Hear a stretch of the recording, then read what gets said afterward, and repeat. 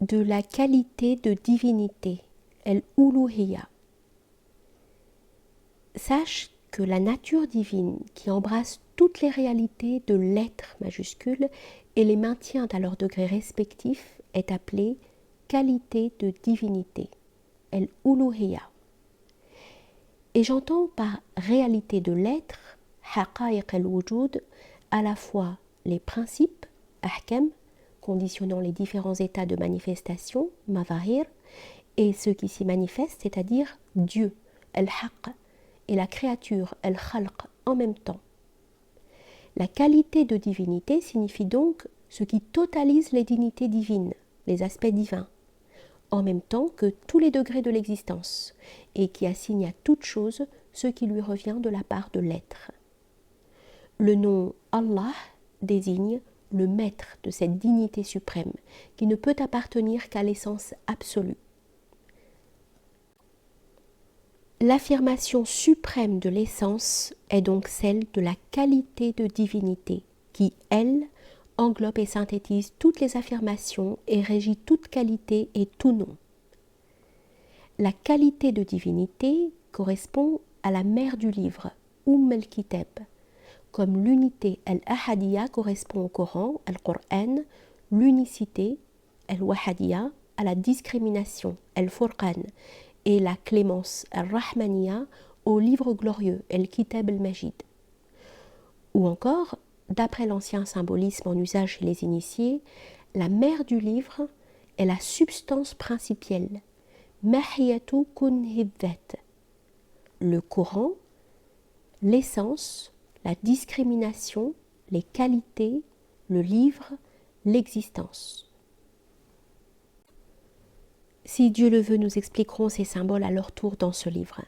Du reste, si tu connais le symbolisme habituel et que tu conçois la réalité, al-haqiqa, à laquelle nous faisons allusion, tu sauras que le sens des deux sortes d'analogies est essentiellement le même.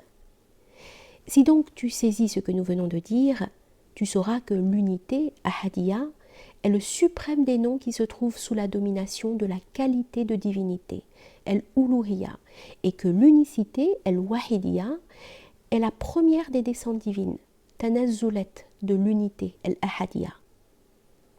La suprême des dignités contenues en l'unicité, al-wahidiyya, est la clémence, al-rahmaniyya. La suprême affirmation de la clémence est la seigneurie, al-rububiyya. Et la suprême affirmation de la seigneurie est dans le nom divin El-Malik, le roi, de façon que l'ordre hiérarchique de ces aspects divins est en sens ascendant. El-Malikiya, la royauté, El-Rububiyya, la seigneurie, El-Rahmaniya, la clémence, El-Wahidiyya, l'unicité, El-Ahadiyya, l'unité, et en dernier lieu, El-Uluhiyya, la qualité de divinité, car celle-ci donne aux réalités de l'existence et de la non-existence ce qui leur revient de réalité et englobe tout, tandis que l'ahadiyya, unité, est une réalité contenue dans la somme des réalités de l'être, majuscule. La qualité de divinité est don supérieur à l'unité. Par conséquent, le nom Allah est le nom suprême, supérieur au nom Al-Ahad, l'un. L'unité est l'affirmation la plus exclusive de l'essence pour elle-même, tandis que la qualité de divinité est l'affirmation sublime de l'essence pour elle-même et pour autre qu'elle-même. C'est pour cela que les initiés n'ont pas accès à l'état de l'unité, al-ahadiyya, tandis que l'accès à l'état de connaissance de la qualité de divinité, al-uluhiyya, ne leur est pas interdit. Car l'unité est essence pure, dans laquelle n'apparaît aucune qualité et, à plus forte raison, nulle créature. Il n'y a donc pas de corrélation possible entre elle et le créé, quelle que soit la perspective. Elle n'appartient qu'à l'ancien, al-qadim, au subsistant par soi-même, al-qaïmu bidhatihi, auquel aucune chose de lui-même n'est cachée, en ce sens que si tu es lui, tu n'es pas toi, mais lui est lui-même. Et si lui est toi, il n'est pas lui, mais c'est toi qui es toi-même. Pourtant, que celui qui reçoit cette révélation sache que c'est là une des révélations de l'unicité, al-wahidiyya, car à l'état de l'unité, al-ahadiyya, aucune mention de toi ou de lui ne saurait se référer. Comprends donc. D'ailleurs, nous parlerons de l'unité à son tour, si Dieu le veut. Et sache que l'existence, al-wujud, et la non-existence, al-adam, se trouvent pour ainsi dire en confrontation réciproque, et que la sphère de la qualité de divinité englobe toutes les deux, car la qualité de divinité unit les contrastes tels que l'éternel et l'éphémère, al-qadim, al-hadith, Dieu et la créature, al-haqq et al-khalq, ou l'existence et la non-existence, en sorte que le logiquement nécessaire apparaît en elle comme logiquement impossible, après s'être affirmé comme nécessaire, et qu'inversement, le contradictoire, après s'être affirmé en elle comme tel, apparaît comme nécessaire.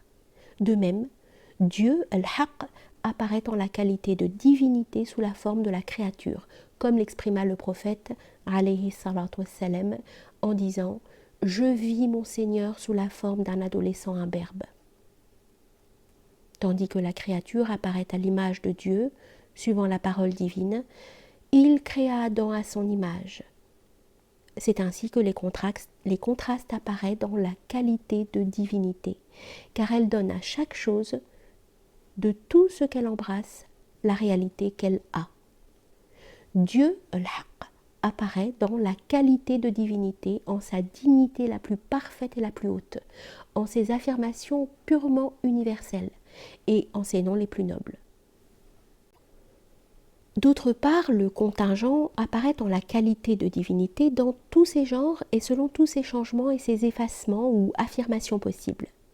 Quant à l'être, al-wujud, il se révèle en la qualité de divinité dans toute la perfection de sa hiérarchie, aussi bien dans ses aspects unitifs qui unissent la créature à Dieu que dans ses aspects séparatifs. La non-existence se révèle dans la qualité de divinité en son intériorité, bouton, sa limpidité, et aussi selon son aspect le plus parfait, comme non étant dans son extinction, pure. Ceci ne peut pas être connu par la raison, ni conçu par la pensée. Seulement, celui qui est parvenu à l'intuition divine savoure le goût pur de cette révélation totale, qu'on appelle le dévoilement divin, at-tajalli al-ilahi.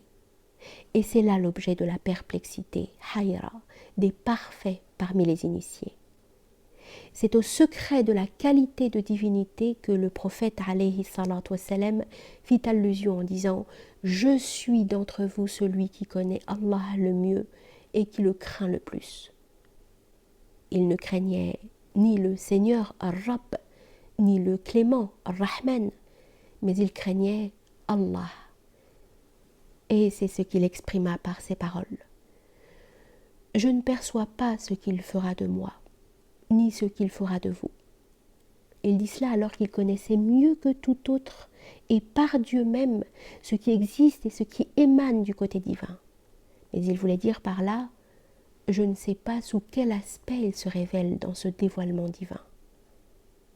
C'est qu'il s'y révèle selon le principe de cet état, principe qui n'est assujetti à aucune loi ni à aucun contraste, en sorte qu'il est connaissable et qu'il ne l'est pas, ou qu'il est inconnaissable et qu'il ne l'est pas, car il n'y a aucune limite à laquelle cet état divin s'arrête distinctement.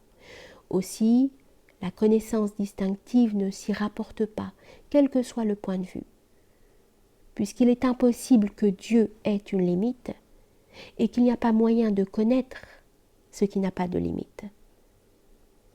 Mais Dieu, al-haqq, se révèle dans cet état par voie de totalisation et d'intégration. Les parfaits se distinguent dans leur participation à cette révélation, par leur capacité de transposer l'intégrale en connaissance distinctive, par égard à ce en quoi le grand, l'élevé en lui-même, al-mutahalli, les approche, et en raison de ce qui apparaît sur leurs confins des traces de la plénitude infinie, al-kamal. La qualité de divinité est manifestée par ses effets, mais elle n'est pas accessible à une vision directe. On connaît son principe d'agir, mais on ne saisit pas son contour. Quant à l'essence, elle est évidente sans qu'on connaisse son où. On la voit directement sans qu'on puisse la prouver. Il y a un secret qui se rapporte à la qualité de divinité et qui consiste en ce que chaque chose particulière, qu'elle soit préexistante ou éphémère, non manifestée ou manifestée, implique en son essence toutes les autres choses particulières qui rentrent sous la domination de la qualité de divinité. De manière que l'on peut comparer les existences à des miroirs confrontés reflétant chacun l'ensemble des autres. Or, considérant qu'en chacun de ces miroirs confrontés, on trouve autant que dans n'importe quel des autres, et que chacun ne contient donc en particulier que ce qu'il reflète lui-même, c'est-à-dire qu'il laisse en dehors de lui tous les multiples reflets réverbérés par les autres miroirs, considérant cela, disons-nous, il est juste d'affirmer que chaque être singulier ne contient que ce qui revient à sa propre essence et rien de plus. Mais si au contraire on considère que la totalité des miroirs est contenue en chacun d'eux, on peut dire en toute justice que chaque être singulier contient en lui la totalité des existences. En réalité, toute cette question est comme une écorce enveloppant le sens visé. Elle te fut posée comme un piège, afin que ton oiseau tombe dans le lacet de l'unité, et que tu reconnaisses ainsi dans l'essence même ce qui lui revient des qualités. Laisse donc l'écorce et prends le noyau. Ne sois pas de ceux qui ignorent le visage, mais ôte le voile.